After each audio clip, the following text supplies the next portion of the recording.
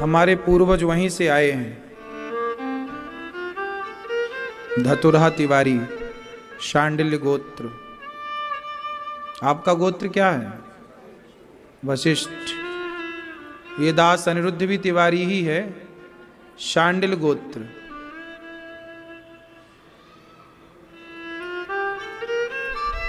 हमारे पिताजी के पिताजी अर्थात दादाजी श्री राम सेवक तिवारी।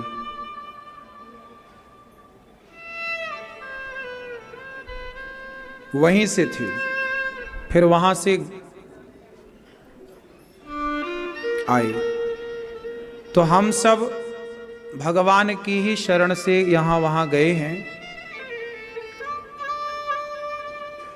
आप सब प्रेम से कथा सुन रहे हैं, बड़े भाव से। भाषा सरल हम इसलिए ही रखते हैं कि आप सब बच्चे से लेकर बूढ़े लोग समझ पाएं। कल हम लोगों ने सुना कि कपिल भगवान ने माता देवहूति को उपदेश किया और माता सिद्धा नाम की नदी बन करके बह गईं। कपिल देव जी ने आचमन किया और गंगा सागर चले गए। आप लोग क्या गोत्र लिखते हैं? वशिष्ठ। सुंदर। तो भगवान की कृपा से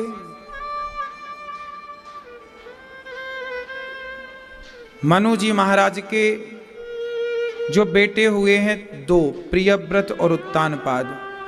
मनु जी की तीन बेटियां हुई, आकुति, देवहूति, प्रसूति। प्रसूति का विवाह दक्ष से हुआ। सबसे छोटी बेटी सती, सती का विवाह भगवान शंकर से हुआ।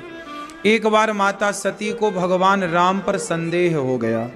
जब राम सीता माँ की खोज करने गए, हे खग मृग हे मधुकर श्रेणी, तुम देखी सीता मृग नैनी। तो जब सीता माँ की खोज राम जी कर रहे, सीता कहाँ हो, सीते कहाँ हो, तब राम जी को देखकर शंकर जी ने प्रणाम किया। जय हो, जय जय जय सच्चिदानंद जगदीशा। आप तो भगवान हैं, देखो पत्नी के लिए खोज रहे हैं। पर माता सती को लगा ये भगवान नहीं। भगवान होते तो अपनी पत्नी के लिए ऐसे थोड़ी दर दर ठोकर खाते, ये भगवान नहीं। माता सती के अंदर राम के प्रति संदेह पैदा हो गया। अच्छा ये बताओ, राम भगवान है कि नहीं है? हैं? यदि राम भगवान हैं तो खुद की भगवान तो सब जानते हैं, अंतर्यामी होते हैं। तो जब राम भगवान हैं तो वो ये क्यों नहीं जान पाए कि मेरी पत्नी रावण लेके गया है? राम सबसे पूछ रहे, हे पशु पक्षी, क्या तुमने हमारी सीता देखी है? यदि राम भगवान हैं तो वो तो सब जानते हैं, फिर उन्होंने क्यों नहीं जान पाए कि रावण ले गया? क्यों पूछ रहे हैं सबसे? ये प्रश्न है, उत्तर दो। आप बताओ, क्यों नहीं जान पाए राम जी? बैठे बैठे बताओ। हाँ ठीक है, आप बताओ भैया, कोट वाले भैया। हाँ हैं? तुमने रामायण नहीं देखी? अरे राम राम, जब आ रही थी तब क्या कर रहे थे? टीवी नहीं देखते तो क्या देखते हो? क्या पड़ोसन को देखते हो? टीवी नहीं देखते, पड़ोसन को देखते हो, हैं? काम करते हो क्या? तो कपड़ों की दुकान में पूरी रात बैठे रहते हो, दिन भर खाने पीने का समय निकालते हो? तो रामायण नहीं देखी तुमने आज तक? बांग्लादेश से इतनी भाग के आ गए हैं? एंटीना नहीं है? अरे एंटीना वाला जमाना कहाँ है तुम्हारा?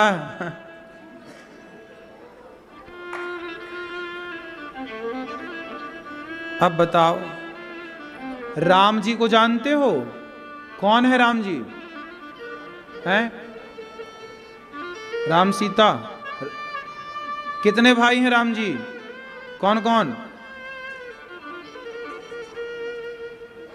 हो, 2 बार कह दिया शत्रुघ्न, हो गए 4।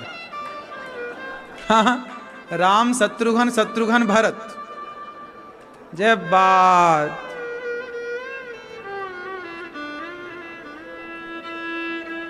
भले मिले मुर लंबक नाथ,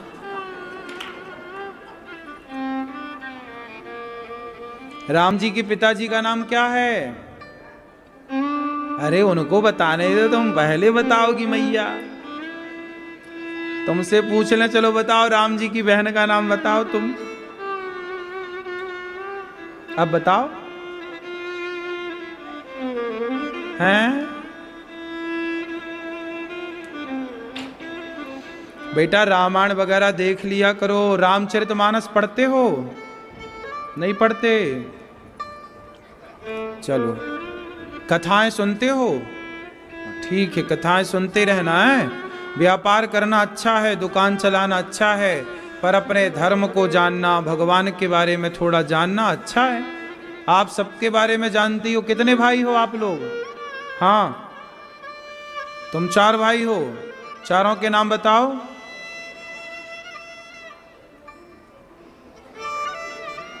भाइयों के नाम पूरे परफेक्ट याद हैं, भगवान के नाम याद नहीं है। खुद की बहन का नाम याद है, भगवान की बहन का नाम याद नहीं है।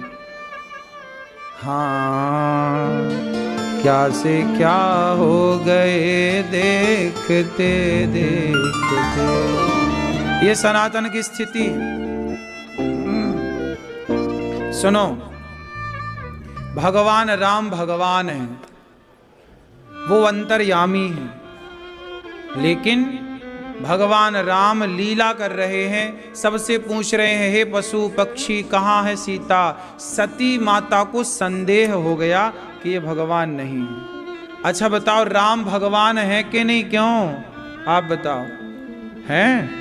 चलो, माता सती कह रही हैं कि ये भगवान नहीं। सती कौन है? शंकर जी की पत्नी। अब शंकर जी की पत्नी कह रही है कि ये भगवान नहीं है, और आप लोग कह रहे हैं कि ये भगवान है। अब शंकर जी की पत्नी की बात सही है कि आप लोगों की बात सही है? बोलो, हैं? बोलो, शंकर जी की पत्नी की बात सही है? हैं? तो आप तो जान गए कि वो मानव लीला कर रहे हैं, तो माता सती काहे ना जान पाई? जब आप सोचो कि क्या आपसे आप सती माता से ज्यादा जानते हो? फिर पर माता सती तो कह रही है कि भगवान नहीं है। भगवान होते तो पत्नी के लिए ऐसे थोड़ी फिरते। क्यों माता सती को संदेह क्यों हुआ? चलो बताओ, माता सती को संदेह क्यों हुआ? इस क्यों का उत्तर कौन देगा? माता सती को संदेह क्यों हुआ, आप बताओ।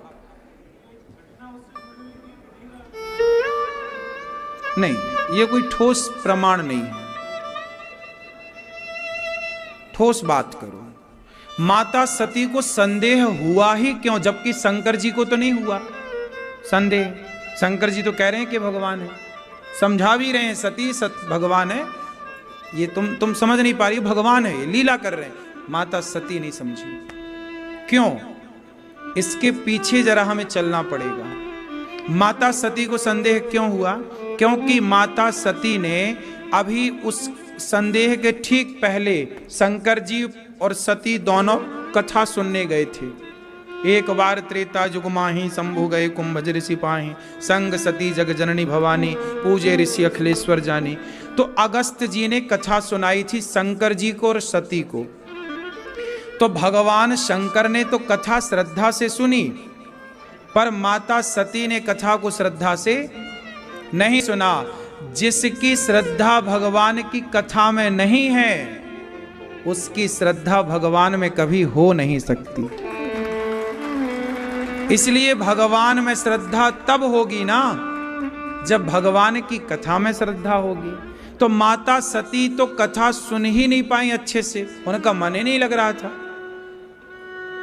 अगस्त जी कथा सुना रहे हैं, शंकर जी सुन रहे हैं कथा।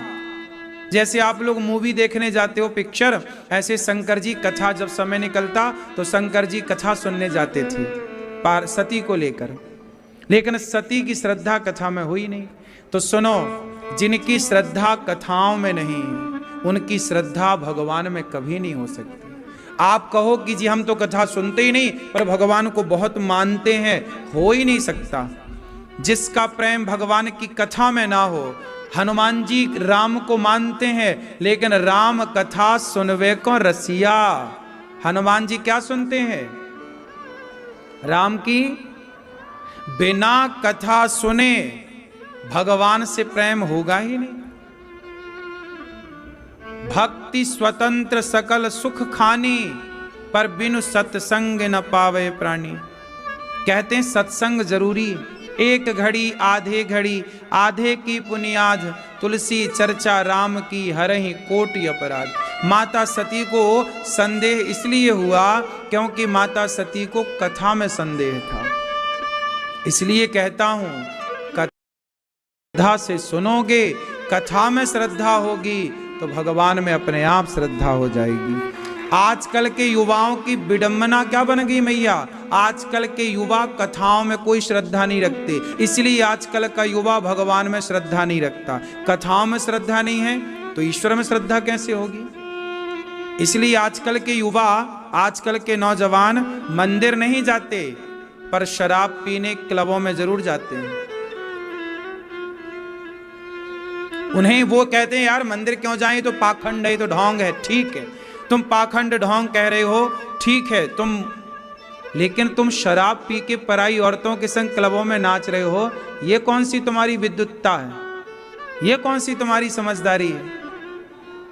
चलो हम मंदिर जा रहे हैं, हम भगवान का नाम जप रहे हैं, चलो हम गलत हैं, हम पाखंडी हैं, चलो ठीक है, पर तुम पराई औरतों के संग जो संबंध बना रहे हो वो कौन सा सही है? हम तो मंदिर जाके राम राम ही जप रहे हैं। किसी पराई में नमक है कब पता लगता है? बोलो। हाँ, समुद्र में नमक है कब पता लगा?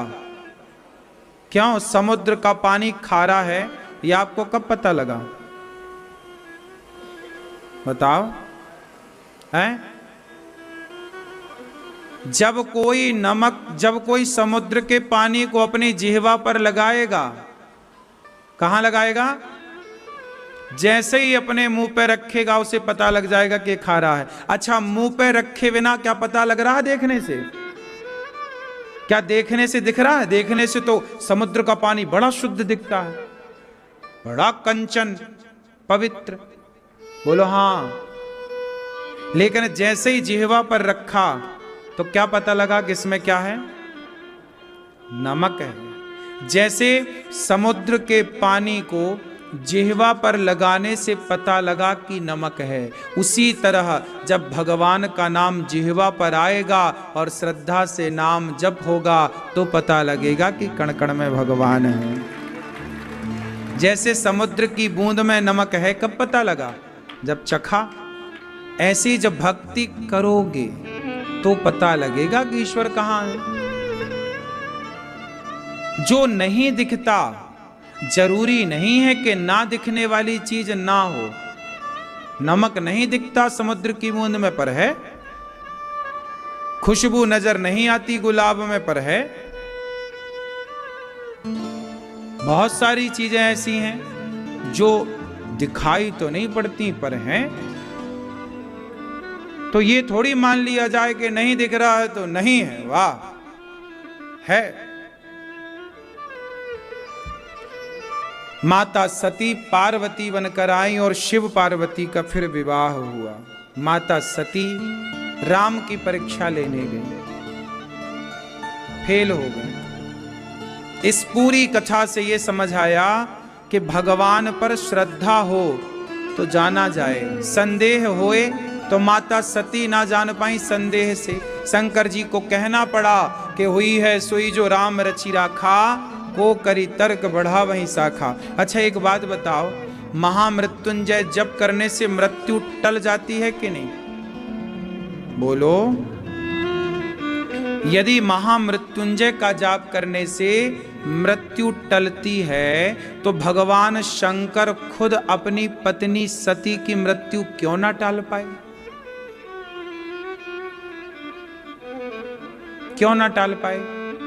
माता सती दक्ष के यज्ञ में जल करके भस्म हो गई, क्यों नहीं टाल पाए? उत्तर दो। इसलिए नहीं टाल पाए कि शंकर जी उस मृत्यु को टालते हैं जो प्रारब्ध जन्य भावी है, जो आपके भाग्य में मृत्यु है कि नहीं जी अब आपको मरना है, तो शंकर जी आपके भाग्य को बदल देते हैं। शंकर जी क्या बदलते हैं? बोलो। भाग्य बदल सकते हैं।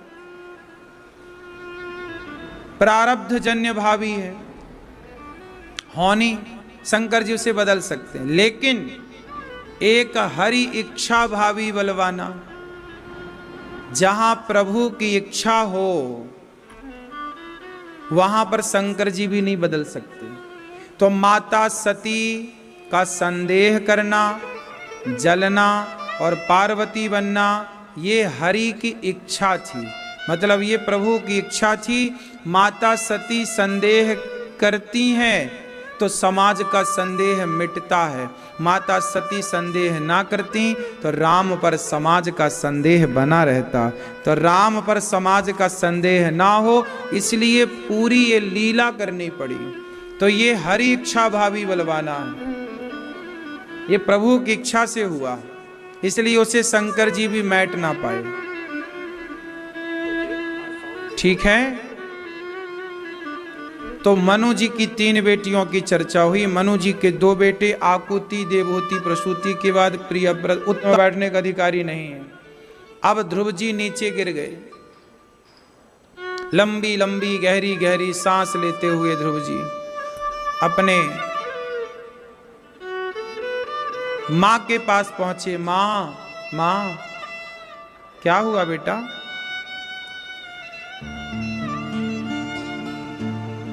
मां अपमान कर दिया। मां ने कह दिया तुम अभागिन के बेटे हो,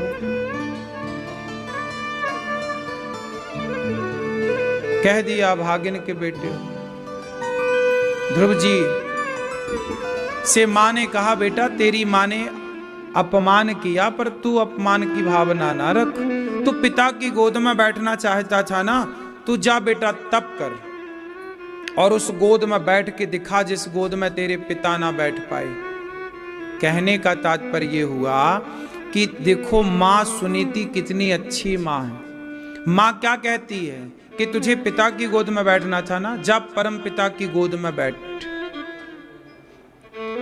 बच्चों को ऐसा मोटिवेट करना चाहिए, ऐसे समझाना चाहिए कि बच्चे बचपन से ही कुछ बड़ा लक्ष्य लेकर के चलें। आप लोग बचपन से बच्चों को अपाहिज बना देते हैं। आजकल बच्चे क्या गाना गाते हैं? हमें नौकरी चाहिए, हमें नौकरी चाहिए। क्यों गाना गा रहे? क्योंकि तुमने बच्चों को यही पढ़ाया बेटा नौकरी करना है, अच्छे नंबर लाओ, नौकरी करना है, अच्छे नंबर लाओ, नौकरी करना। तुमने बच्चों को अपाहिज कर दिया है, यहां खोपड़ी से, मस्तिष्क से। आपने ये क्यों पढ़ाया कि बच्चा तुझे नौकरी करना है? तुमने ये क्यों नहीं पढ़ाया बेटा पढ़ो, इसलिए पढ़ो कि तुम्हें नौकरियां, बड़े होकर नौकरियां देने वाला बनना है। नौकरियां दो। नौकरियां लेने वाला बड़ा कि नौकरियां देने वाला बड़ा? बोलो। लेकिन आज माँ बाप क्या पढ़ा रहे हैं बच्चों को? बेटा नौकरी करना है ना। तुम्हें लग नहीं रहा तुमने अपने, आज जितने बच्चों को नौकरी नहीं मिल रही है ना, कुछ बच्चे उनमें से आत्महत्या कर लेते हैं। नंबर कम आए, नौकरी नहीं मिली, मर गए। उनकी मृत्यु का जिम्मेदार कौन है? उनके माता पिता जिम्मेदार हैं, उनके माँ बाप जिम्मेदार हैं कि तुमने बच्चों को क्यों नौकरी के आश्रित रखा, क्यों नहीं उनकी बुद्धि को विकसित किया कि बेटा एक द्वार बंद है तो कोई बात नहीं, 4 दरवाजे खुले हैं तेरे लिए, जा बिजनेस करना, व्यापार करना, तू तो बुद्धिमान है, क्या जरूरत है नौकरी करने की। टाटा, बिरला, अडानी, अंबानी ने भी नौकरी की होती तो तुम्हारी तरह आज 50,000 रुपया की नौकरी कर रहे होते वो। थोड़ा सोच बड़ी रखो, संकीर्ण विचारधारा में कब तक जियोगे? मर गए कितने बच्चे बेचारे नौकरी ना मिलने के कारण आत्महत्या कर लिए। नंबर नहीं आते, कुछ बच्चे 10वीं क्लास में फेल हो गए, नंबर कम आए, मर गए। अरे भाई, फेल होने वाले बच्चे भी इतिहास रच जाते हैं। आप बच्चों को बहुत टॉर्चर करते हो, नंबर लेके आना है, नंबर लेके खा सब्जी बना के खाओगे नंबरों की? क्या करोगे नंबरों का? पढ़ाई लिखाई बुरी नहीं है, पर टॉर्चर बुरा है, प्रेशर देना बुरा है। बच्चे की जितनी क्षमता पढ़ रहा है ठीक है, उसे पढ़ाई ठीक है, पर क्या बिना पढ़े लिखे लोग सफल नहीं हुए? बता कि ना। तो आज जितने बच्चे पढ़ाई लिखाई के नाम पर आत्महत्या करते हैं, नौकरी के नाम पर, उसका जिम्मेदार स्वयं उनके माता पिता हैं। तुमने बच्चों को केवल एक ही रास्ता बोला है कि बेटा केवल नौकरी है, नहीं तो कुछ नहीं है, नौकरी है नहीं तो क्यों? संसार में बहुत सारे दरवाजे खुले होते हैं हमारे लिए। क्यों बेटा, बात सही है। हम नौकरी नहीं कर पाए, हमने अच्छे नंबर नहीं लाए, कोई बात नहीं, हम दूसरे फील्ड पे जाएं, दूसरा काम कर लें, हम बिजनेस कर लें, व्यापार कर लें, उद्योग कर लें, क्या नहीं कर सकते भाई? बताओ, कितने रास्ते खुले। क्या नहीं क्या करोगे नंबर का? क्यों? आजकल बच्चों का बचपन खत्म हो गया, ना बच्चों को खेलने का समय है, ना कूदने का समय, बस दिन भर झोला उठाए भागते, स्कूल भागते, कोचिंग भागते, खेलने खाने। आप लोग जितना खेलते थे ना, अब आज के बच्चे उतना नहीं खेल रहे हैं। तुमने बचपन गवा दिया बच्चों का पढ़ाई के नाम पे। ना बच्चों के खेलने का टाइम है, ना घूमने का टाइम है। क्यों? पढ़ाई बुराई नहीं है, पढ़ना चाहिए, खूब पढ़ना चाहिए, लेकिन पढ़ाई कर चाहिए नहीं कि सिर्फ पढ़ाई हम करेंगे तो ही हम सफल होंगे, हमारे नंबर ज़्यादा आएंगे तो ही हम सफल होंगे। हमारे नंबर कम आए कोई बात नहीं, फेल हो गए हम कक्षा में तो भी कोई बात नहीं, फेल होने वाले के घर में भी पास होने वाले काम कर रहे हैं। बात सही है। फिर बच्चों को वो पढ़ाओ जिस पढ़ाई से उनका लोक परलोक संवर जाए। बच्चों को आप क्या पढ़ाओ? धर्म पढ़ाओ। बेटा धर्म क्या है? आजकल पढ़े लिखे तो हैं बच्चे, चरित्रहीन हो गए पढ़ लिख कर। बच्चों को धर्म पढ़ाओ। बेटा धर्म क्या है? चरित्रवान बनना है, समाज की सेवा करना है। सबसे अधिक पढ़ा लिखा आप किसे मानते हैं? बताओ, सबसे ज्यादा पढ़ा लिखा कौन? रावण ज्यादा पढ़ा लिखा कि राम ज्यादा पढ़े लिखे? बोलो बोलो। डिग्रियां देखोगे तो डिग्रियां रावण की ज्यादा है।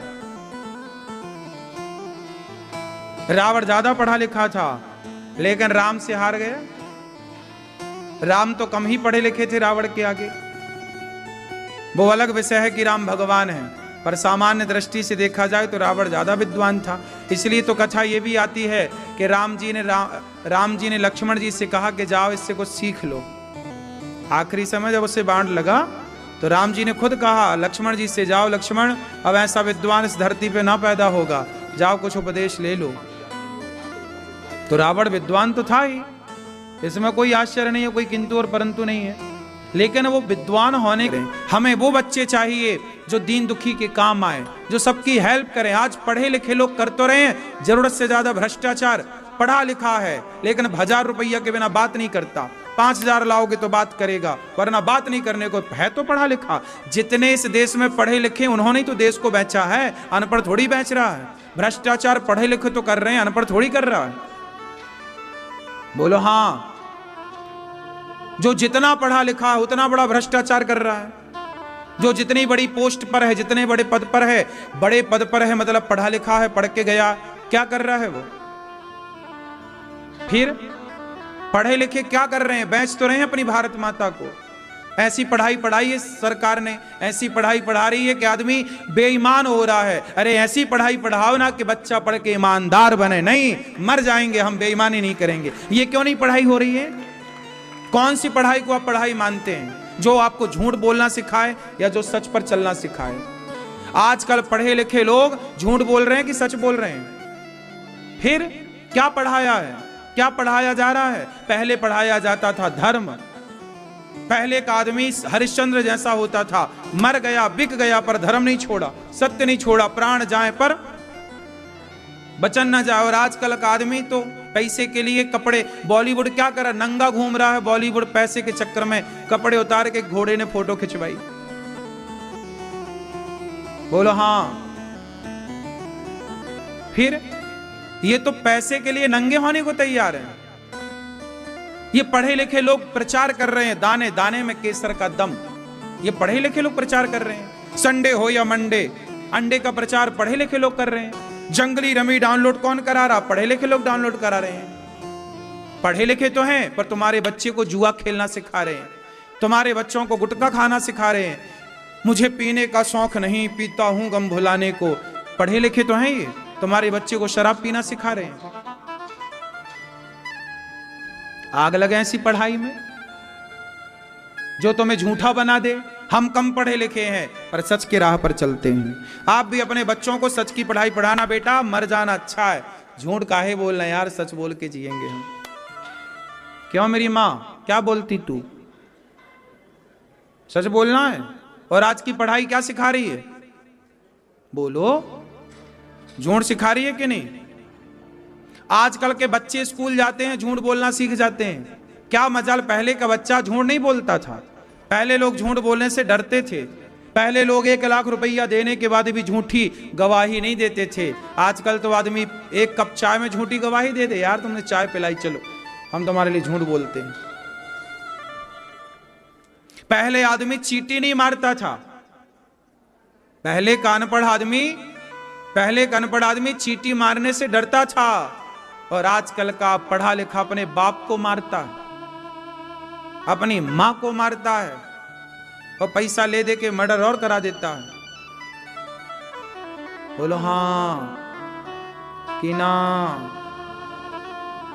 इसलिए पढ़ाई आजकल सरकार जो पढ़ा रही है वो पढ़ाई है ही नहीं, कचरा है। पढ़ाई तो वो है ना मेरी मां, जो आपको सत्यवादी बनाए, दयावान बनाए। अब जिस पढ़ाई ने आपको झूठा बना दिया वो काय की पढ़ाई है? राम पढ़े तो प्रातः काल उठ के रघुनाथा, मात पिता गुरु ना वही माथा। राम जब पढ़े तो राम ऐसा पढ़े कि सत्यवादी बने। राम ऐसा पढ़े कि माँ बाप का सम्मान करने के लिए वनवास चले गए। आजकल का पढ़ा लिखा बेटा कितनी बात मान रहा है अपने माँ बाप की। कौन सी जगह है जहां भ्रष्टाचार ना हो? छोटे से लेकर के ऊंचे पद तक, बड़े नेताओं से लेकर छोटे नेताओं तक, पुलिस वालों से लेकर के वहां पूरा डिपार्टमेंट भरा पड़ा है। कहीं भी जाओ भैया, पैसे के बिना काम नहीं, भ्रष्टाचार। अभी एक मैया बताई मेरे से यही प्रश्नोत्तरी में, बोले महाराज जी मैं आंगनवाड़ी की कार्य करता हूं। बच्चों के नाम का आंगनवाड़ी में दलिया आता है। बच्चे 2-2 साल के पढ़ते हैं आंगनवाड़ी में, दलिया आता है। वो रो रो के बताई, बोले महाराज जी मैं नौकरी छोड़ दूंगी क्योंकि मैं कथा सुनती हूं। बोली कि महाराज हमारे जो बड़ा अधिकारी है वो बच्चों के नाम का दलिया आता है तो वो कहता है कि हमें 10 किलो दलिया हमें दो पहले।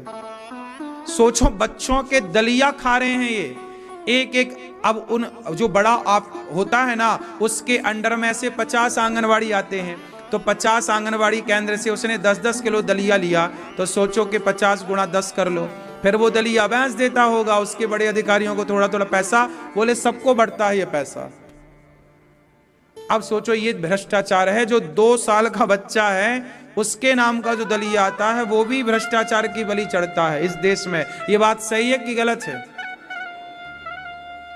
अब बताओ। अब ये पढ़े लिखे लोग ना भ्रष्टाचार कर रहे हैं। पढ़े लिखे हम तो बच्चों का दलिया नहीं खा रहे हैं, खा रहे हैं हम तो गौरी गोपाल में आप सबको बढ़िया दाल चावल सब्जी रोटी खिला रहे हैं भीख मांग मांग के। हम भी क्यों खवाएं, पैसे बचा के रखें? लेकिन हमने झूठ की पढ़ाई नहीं पढ़ी ना, हमने सच की पढ़ाई पढ़ी, इसीलिए सेवा कर रहे हैं। हम भी झूठ पढ़े होते तो हम भी काय को करते, पैसे बचाते। अंतर है साहब पढ़ाई पढ़ाई में। आप लोगों ने मेरे से, मैं आपको मैं बताऊं, मैं केवल 10वीं तक पढ़ा हूं। ये दास अनिरुद्ध, हम सिर्फ 10वीं तक पढ़े हैं, उसके आगे नहीं पढ़े। हम 10वीं तक पढ़ के ही समझ गए कि ये पढ़ाई हमारे मतलब की नहीं है। हमने अपने पिताजी से बोल दिया कि हमें वृंदावन ले चलो, हम भागवत पढ़ेंगे। हमारे पिताजी 1 साल तक नहीं लाए, बोले नहीं तुम पढ़ो, हम तुम्हें नहीं ले जाएंगे। हम 1 साल तक गैया चराते रहे पर हम पढ़े नहीं। हमने कहा भागवत ही पढ़ेंगे। भागवत जी पढ़ना था, बिहारी जी को ये सब सेवाएं करानी थी, इसलिए हमने वो पढ़ाई को हाथ जोड़ा और ये पढ़ाई पढ़ने स्टार्ट की। भागवत जी पढ़े, पुराण पढ़े, वेद पढ़े, जो पढ़े, आध्यात्म की पढ़ाई जो हमारी वैदिक पढ़ाई थी वो पढ़ी। आज गौरी गोपाल गुरुकुल में 150 बच्चे पढ़ रहे हैं। क्यों पढ़ रहे हैं? क्योंकि हम ईमानदारी से काम कर रहे हैं। बेईमान होते तो आज गौरी गोपाल गुरुकुल में जाओ, बच्चों को देखो, उनके रहने की, खाने की कैसी व्यवस्थाएं। सारे बच्चों को रात को 1-1 गिलास दूध मिलता है, सुबह नाश्ता मिलता है, दोपहर के भोजन मिलता है। हम तो उनका दूध की कटाई नहीं कर रहे हैं कि दूध काहे पिलाएं, और उनके माँ बाप से 1 रुपया नहीं लेते, पैसा नहीं लेते 1 रुपया। क्या जरूरत थी हमें? अब 150 बच्चों को, ये बच्चों को कल हम ले गए थे सब भक्तों को दर्शन कराने गुरुकुल का, कि चलो दर्शन करो। तो आप भी गौरी गोपाल गुरुकुल का दर्शन करिएगा। बच्चे पढ़ते हैं, निःशुल्क उनका खाना पीना रहना। हम आप लोगों से भीख मांग मांग के सब सेवाएं करते हैं। हमारे मन में भी पाप होता तो क्या जरूरत थी गुरुकुल खोलने की? 4 से 5 लाख रुपया खर्चा है महीने का। 5 लाख रुपया महीने का खर्चा है केवल गुरुकुल का। 5 लाख रुपया तो कहीं नहीं गया महीने का। खाना पीना रहना और जो आचार्यों की फीस इत्यादि सब पढ़ाने के लिए पैसा तो देना ही पड़ता है, जिनको रखेंगे पढ़ाने के लिए। 50-50 हजार रुपया महीना देता हूं मैं एक आचार्य को पढ़ाने का। पूरे भारत में कहीं पे भी सरकार पहले वर्ष में 50,000 रुपए किसी शिक्षक की तनख्वाह नहीं देती, लेकिन गौरी गोपाल गुरुकुल में पहले वर्ष से ही हम 50,000, क्योंकि उच्च कोटि के शिक्षक लाए हैं, अच्छी क्वालिटी के पढ़ाएंगे तो उसका बच्चों को परिणाम मिलेगा।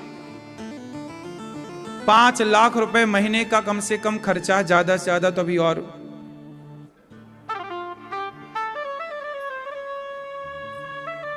अब 150 बच्चों को आप हिसाब लगा लेना घर में बैठ के, एक गिलास दूध का, रोटी का, भोजन का, वहां उनकी रहने की, खाने पीने की सबकी व्यवस्थाएं। पैसे तो लगती हैं काम में, लेकिन ये सारा काम हो रहा है यहां पर। क्यों? क्योंकि हमारे भीतर बेईमानी होती तो हम क्यों करते?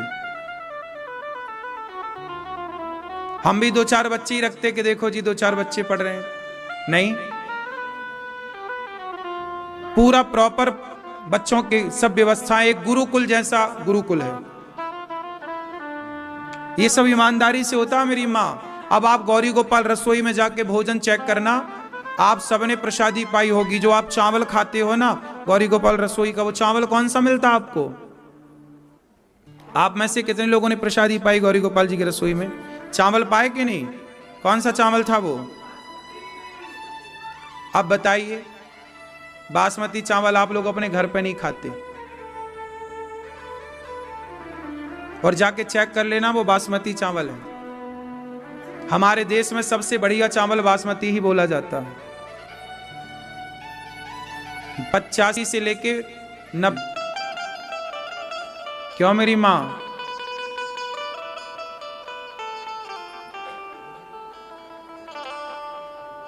गौरी गोपाल आश्रम में माताएं रहती हैं, 290 माताएं। ईमानदारी से उन मां की सेवा करता हूं।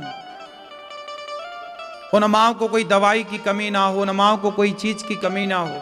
ईमानदारी है। सरकारी वृद्धाश्रमों को जाके देख लेना, सरकारी व्यवस्थाओं को जाके देख लेना।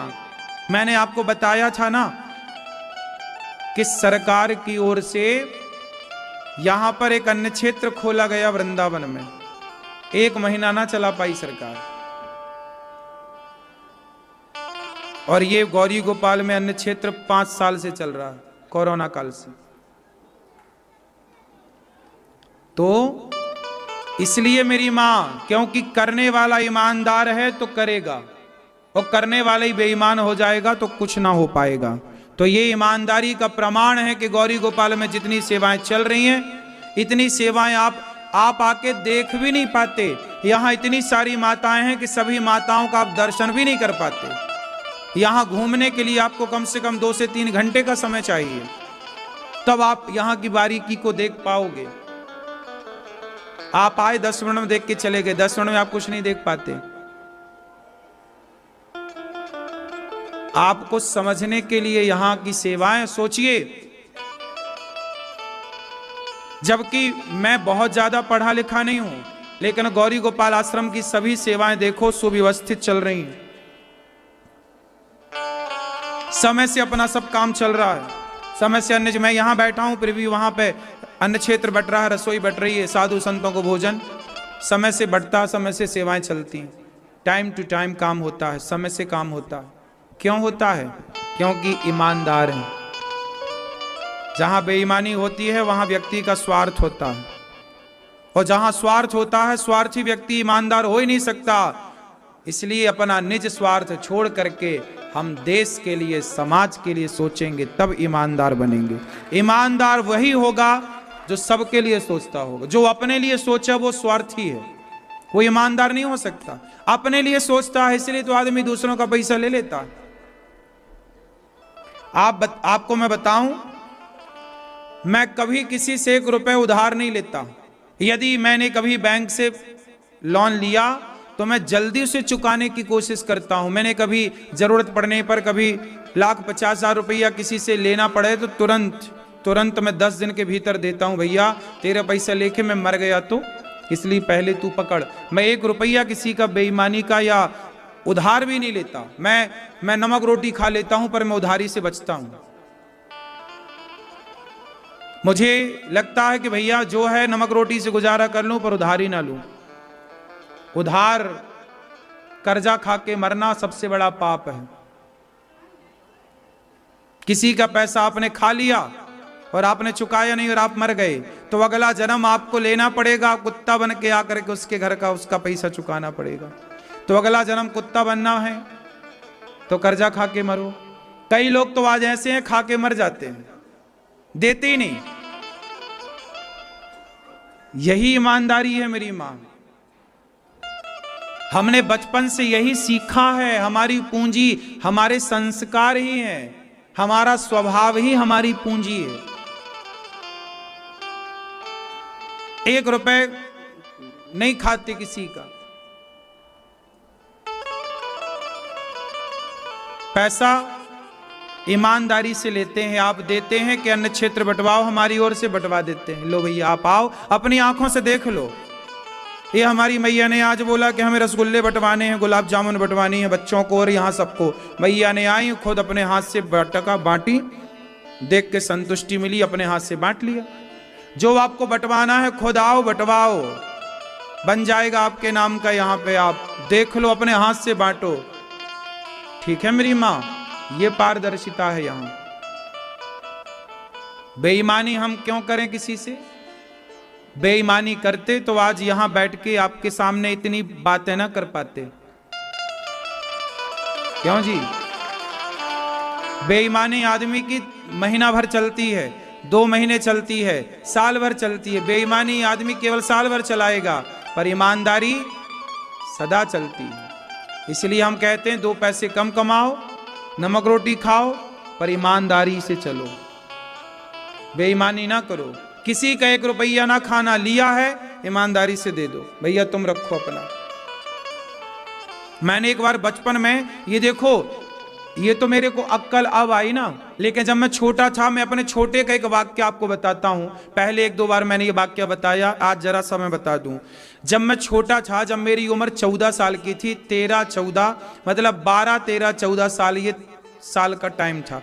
जब मैं 12 साल का था, 13 और 14 साल का था, तब ना हमारे पिताजी और हमारे दादाजी, हम लोग बहुत गरीब परिवार से थे। आपको बताया कि हम भीख मांगते थे, पैसे तो होते ही नहीं थे। कभी हमारे दादाजी हमें चवन्नी देते थे, चवन्नी चलती थी हमारे टाइम पे, 25 पैसा। तो हम जाते और 25 पैसे की गोलियां मिल जाती, 25 पैसे की 25 गोलियां मिलती, मीठी वाली संतरे वाली। 1 रुपया की 20 मिलती थी कि 100 मिलती थी।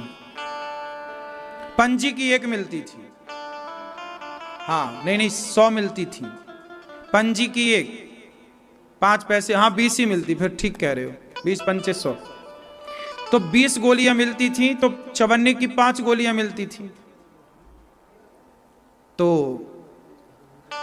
हम गोलियां लेके खाया करते थे। एक बार क्या हुआ कि हमारा दोस्त कोई था, वो बिस्किट खा रहा था। कुछ वो उस जमाने में अलग प्रकार की मिठाई आती थी, तो मिठाई आई दुकान में, तो वो खा रहा था। हमारा भी वो मिठाई खाने का मन हुआ, तो हमने सोचा पैसे तो है नहीं, क्या करें। मांगे पिताजी से दादाजी से, नहीं मिला। तो हमने क्या किया, पीपल, हमारे गांव के पास ना पीपल था। तो आपको पता है पीपल के पास ना लोग जब कोई मर जाता था तो पीपल के पास वो घड़े में पानी भर के और फिर वहां पे उनका तेरवा के पहले एक क्रिया होती है, तो वो वहां पे होता है। तो वहां पीपल के पास ना कुछ 1-2 रुपए चढ़ाते भी हैं लोग। तो मैंने देखा कि वहां पीपल के पास में वहां गया, तो वहां पे ना 2 रुपए मुझे दिखाई पड़े। तो मैंने वो 2 रुपए उठाए और मिठाई इत्यादि खाया। और फिर एक दिन मुझे दादाजी ने कुछ पैसे दिए, तो 2 रुपए दिए। तो फिर मैंने 25 पैसे उसमें और ऐड करके 2 रुपए 25 पैसे ब्याज सहित मैंने पीपल को वापस किए। मैंने फिर वहीं जड़ में अब 2 रुपए से कितने हो गए पीपल के, 2 रुपए 25 पैसे फिर गड़ाए। फिर कभी 15-20 दिन बाद, महीने भर बाद मुझे फिर 2 रुपए की जरूरत पड़ी, मैंने फिर उठाए, फिर मैंने 25, तो पीपल के 2.5 रुपया हो गए। ऐसे करते करते जब मैंने पीपल से आखिरी बार 4 रुपए लिए, 3, साढ़े 3, 4 रुपए लिए, तब मैंने पीपल को आखिरी 4.5, पौने 5 रुपया वापस किए। उसके बाद से फिर मेरा पीपल से लेन देन, फिर वो पैसे आज भी मुझे पता है, वहां यदि खोदूं तो गड़े होंगे 5 रुपया। तो देखिए मैंने पीपल से भी ईमानदारी का ये मैं बोल पा रहा हूं इस व्यासपीठ से, इसलिए क्योंकि मैंने बचपन में ये सब किया है।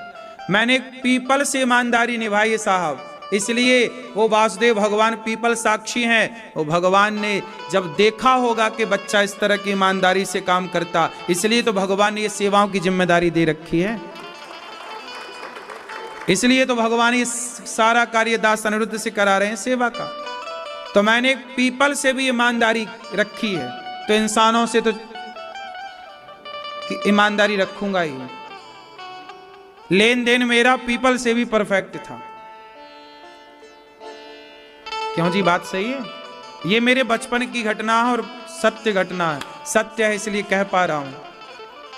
बात वो 2 रुपए की नहीं है, बात ये है कि उस समय मेरी नीयत क्या थी। मैं तो बच्चा था ना, पैसे मिले थे उठा लेता, नहीं, मैंने वापस किए पीपल को। भगवान सब देखते हैं साहब, तुम्हें पता हो ना हो, भगवान देखते हैं कि व्यक्ति की नीयत कैसी है, व्यक्ति की नीति कैसी है, व्यक्ति का विचारधारा कैसा, सिस्टम कैसा। जब सब देखते हैं, इसके बाद ईश्वर कोई बड़ी जिम्मेदारी आपको देते हैं, ले भैया ये काम कर। वरना मुझ जैसे भिखारी को भगवान ने इतनी सारी सेवाओं की जिम्मेदारी दी, ये तो समझ के और सोच के परे है। संभव है क्या ये सब चीजें? आज गौरी गोपाल में जितना कार्य हो रहा है, क्या ये सब चीजें संभव है? सवेरे से शाम तक देखो अन्न क्षेत्र खुला है, लोग खा रहे हैं। कितना बड़ा आदमी हो, धन्ना सेठ हो, 1 दिन भंडारा करता है, 2 दिन भंडारा करता है, 4 दिन भंडारा करता है, रेगुलर कहीं नहीं चलता। लेकिन गौरी गोपाल में 12 महीने रेगुलर चल रहा है। क्यों चल रहा है? क्योंकि भगवान चला रहे हैं, क्योंकि भगवान ने ये दास अनिरुद्ध को इस काम के लिए चुना है। और मुझे बचपन से भगवान ने परखा है। अब मुझे पता चलता है कि भगवान ये सब बुद्धि क्यों आई और क्यों हुआ। अब लगता है कि भगवान ने बचपन से कसौटी में कसते हुए देखा ना कि बच्चा कैसा है। जब भगवान जीवन में कष्ट देते हैं ना, तकलीफ देते हैं, और व्यक्ति उस कष्ट तकलीफ को सहता है और ईमानदारी फिर भी नहीं छोड़ता, तब भगवान अपनी कसौटी में उसे खरा उतार के देख लेते हैं कि भाई ये आदमी ठीक है। तब व्यक्ति का उत्थान होता है। ईमानदारी सदा काम आएगी मेरी मां, बेईमानी कितने दिन चलेगी। किया तो था दुर्योधन ने बेईमानी, पांडवों का धन हड़प लिया, सर्वनाश हो गया कि नहीं। इसलिए ईमानदार रहो, बेईमान ना रहो।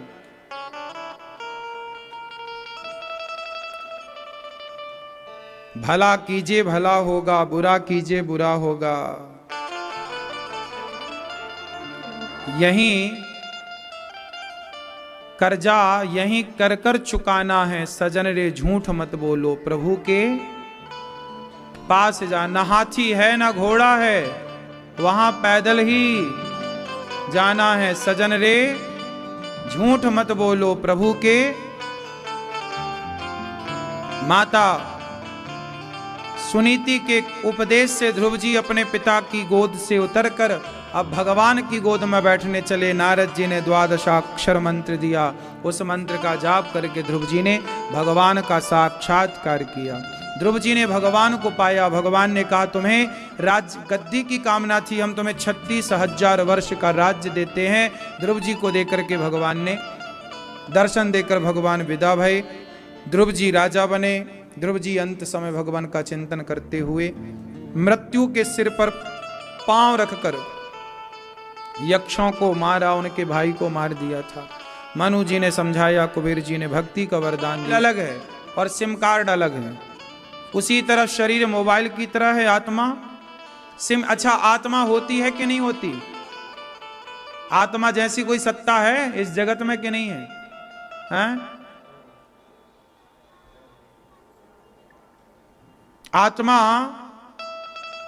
आत्मा क्या है? साइंस उसे एनर्जी कहता है, आध्यात्म से आत्मा कहता है, उसी को एनर्जी कहता है। जैसे शरीर है हमारा, शरीर क्या है? 5 चीजों से मिलकर बना है। शरीर तो जड़ है। जब आदमी मरता है तो मुर्दे के पास भी तो सब कुछ होता है, सिर्फ आत्मा नहीं होती। आत्मा चली गई तो आदमी मर गया, लोग ले जाके जला देते हैं। तो आत्मा है तब तक आप हैं, आत्मा नहीं तो आप माटी बन जाते हैं, जला दिया जाता है। अब ये बताओ कि जो आत्मा है वो आत्मा हमारे भीतर है तब तक तो हम हैं। आत्मा निकल गई तो आदमी मर गया। वो आत्मा कौन है? ईश्वर का अंश है। ईश्वर अंश, जीव अविनाशी। अच्छा, वो आत्मा का स्वरूप क्या है? आओ जरा ये जान लेते हैं। आत्मा शरीर में कैसे काम करती है, कैसे शरीर में काम करती है? आओ जरा आत्मा कैसे काम करती है, जरा आत्मा के बारे में जाने। देखो, जैसे आपके घर में बिजली काम करती है। बिजली, आपने यदि हीटर का प्लग लगाया तो हीटर कमरे को गर्म कर देता है। एसी का प्लग लगा दिया तो एसी कमरे को ठंडा कर देती। अब ये बताओ कि बिजली से हीटर भी चलता है, बिजली से एसी भी चलती है। ये बताओ कि बिजली गर्म है कि ठंडी है? बिजली गर्म होती है कि ठंडी होती है? बोलो। ना तो बिजली गर्म है ना तो बिजली ठंडी। बिजली का काम है पावर देना, एनर्जी देना। अब उस एनर्जी को आपने हीटर के रूप में यूज किया कि एसी के रूप में यूज किया कि टीवी के रूप में यूज किया कि वॉशिंग मशीन के रूप में यूज किया? आपको बिजली एनर्जी दे रही। उसी तरह हमारे भीतर आत्मा एक एनर्जी है जो हमारी आंखों को ताकत दे रही है देखने की। आत्मा है तो आंखें देख पाएंगी, कान को सुनने की पावर, हाथ को उठाने की पावर, पांव को चलने की पावर, दिल को धड़कने की पावर। शरीर में जितनी भी क्रियाएं चल रही हैं, सेल्स बन रहे हैं, बिगड़ रहे हैं, जो भी आपके शरीर की एक्टिविटी हो रही है, वो सारी एक्टिविटी क्यों हो रही है? क्योंकि आपके भीतर आत्मा मतलब ईश्वर की वो पावर है, लाइट एनर्जी है। और वो ईश्वर, यदि लाइट गोल हो जाए तो ये माइक नहीं चलेगा, ये कैमरा नहीं चलेगा, ये सब पंखा नहीं चलेगा, कूलर नहीं चलेगा। लाइट है तो कूलर भी चलेगा, एसी भी चलेगी, हीटर भी चलेगा। उसी तरह आत्मा है तो आंख देखेगी, कान सुनेगा। और सुनो, कई बार आत्मा होने पर भी आदमी अंधा हो जाता है, तो वो सप्लाई बंद हो जाती है। आत्मा उस आंख को पावर देना बंद कर देती है जहां पे सिस्टम बिगड़ जाता है। जैसे आपके घर में एक कमरे में लाइट नहीं आ रही है, बाकी कमरे में लाइट आ रही है ना। 4 एसियां चल रही हैं पर एक एसी नहीं चल रही है, सिस्टम बिगड़ा है। ऐसे ही आपका जो सिस्टम बिगड़ जाता है तो आत्मा वहां से कट कर देती है, एनर्जी देना बंद। आंख से यदि आप गलत चीजें देखो तो आत्मा कहती है कि अब भाई बहुत गलत देख लिया, बस करो। इसलिए आंखों को भगवान के चरणों में लगाना चाहिए, आंखों से भगवान को देखे। आंख कान भगवान की कथा सुने, हाथ भगवान के भक्तों की सेवा करे, पांव भगवान के द्वार तक चल करके जाएं, तब तो शरीर है। लेकिन आपने आंखों से वैश्याओं को देखा, कान से गंदी गंदी बातें सुनी, है ना, पांव से चल के शराब की दुकान गए, हाथ से किसी का गला दबा दिया, किसी का अहित कर दिया, तब आत्मा कहती कि ये तो मेरे पावर का मिसयूज कर रहा है। तो आत्मा का काम है पावर देना सबको, चाहे आप उस पावर का सदुपयोग करें या तो दुरुपयोग करें, वो आपके स्वभाव में है। तो आत्मा कौन है? ईश्वर का स्वरूप। आत्मा कहां से संचालित हो रही है? ईश्वर, एक पावर हाउस, वहां से पूरे गांव में बिजली सप्लाई हो रही है। उसी तरह एक परमात्मा से प्रत्येक जीव, चींटी, हाथी, घोड़ा, पशु, पक्षी, उड़ने वाले, जलचर, थलचर, नभचर, नाना, सब प्रकार को पावर कहां से मिल रहा है? ईश्वर से। वही एक ईश्वर सबको पावर दे रहा, जिसे आत्मा कहते हैं। इसलिए जब तक आत्मा है तब तक परमात्मा का भजन कर लो, उस आत्मा के रहते ईश्वर को जान लो, वरना आत्मा निकल जाएगी तो वे जान ना पाओगे, फिर खत्म। समय रहते काम कर लो। भरत जी ने दिव्य ज्ञान पाया, रहुगण ने दिव्य ज्ञान पाया भरत जी से।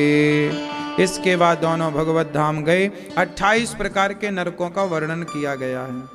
अजामिल जैसा पापी भागवत सुन के तर गया, नाम लेकर तर गया। अजामिल बड़ा पापी था, लेकिन मरते समय क्या बोला? नारायण। उद्धार हो गया अजामिल का। एक बार इंद्र ने गुरु का अपमान कर दिया, तब विश्वरूप ने उपदेश किया, विश्वरूप का सिर काट दिया इंद्र ने। तब विश्वरूप ने, त्वष्टा ऋषि ने वृत्तासुर को प्रकट किया और इंद्र के हाथों वृत्तासुर की मुक्ति हुई। एक बार भगवान के भक्त प्रहलाद जी बोले कि सब जगह भगवान है। हिरण्यकश्यपु बड़ा दुष्ट था, बोला तेरा भगवान कहाँ है? क्या इस खंबे पर है? हाँ। खंबा चीर कर भगवान निकले और हिरण्यकश्यपु को मार करके प्रहलाद की रक्षा की। भगवान अपने भक्त के वचन को सत्य करने के लिए खंबा भी तोड़ करके प्रकट हो सकते हैं। ये भगवान की भगवत्ता है। भगवान ने प्रहलाद जी पर बड़ी कृपा की। इसके बाद हाथी पर भगवान ने कृपा की। हाथी का पांव मगर ने पकड़ लिया, भगवान ने हाथी का उद्धार किया। हाथी ने बुलाया भगवान को, भगवान आए और भगवान ने हाथी की रक्षा की, मगर का उद्धार किया। समुद्र मंथन हुआ, धनवंतरी, कश्यप, मोहिनी, 3 अवतार भगवान के हुए। इसके बाद भगवान ने राजा बलि पर कृपा की। 3 पग भूमि लेने गए राजा बलि के यहाँ वामन भगवान। पहले पग में भगवान ने पाताल को नापा, दूसरे पग में सत्यलोक को, तीसरा पग राजा बलि के मस्तक पर रखा। बोलिए वामन भगवान की जय। इसके बाद भगवान ने वामन भगवान को राजा बलि के यहाँ से लक्ष्मी जी लेकर के गई। वामन भगवान देखो भिखारी बन के आए हैं, चाहते तो युद्ध करके राजा बलि से सब जीत लेते, लेकिन जो देने वाला है भगवान, उसके घर भीख मांगने लेने वाले बनकर आ जाते हैं। भगवान बड़े दयालु हैं मेरी माँ। इसलिए कहता हूं कि जो व्यक्ति देना जानता है, यदि तुम किसी भूखे को, प्यासे को देना जानते हो पेट भर रोटी, तो विश्वास मानो तुम्हारे द्वार पर रोटी मांगने कभी भगवान भी आएंगे कि भाई ये तो देने वाला है, चलो हम भी चलते इसकी रोटी खा के आते। इसलिए कहता हूं देने वाला। अच्छा बताओ हाथ कैसा अच्छा? ऐसा अच्छा कि ऐसा अच्छा? बोलो कैसा अच्छा? ऐसा कि ऐसा भगवान से यही प्रार्थना करो कि प्रभु हमारे हाथ सदा देने के लिए ऐसे रहें, देने के लिए तैयार रहें, लेने के लिए नहीं। हे विधाता हमें देने वाला बनाओ, हे विधाता, हे विधाता।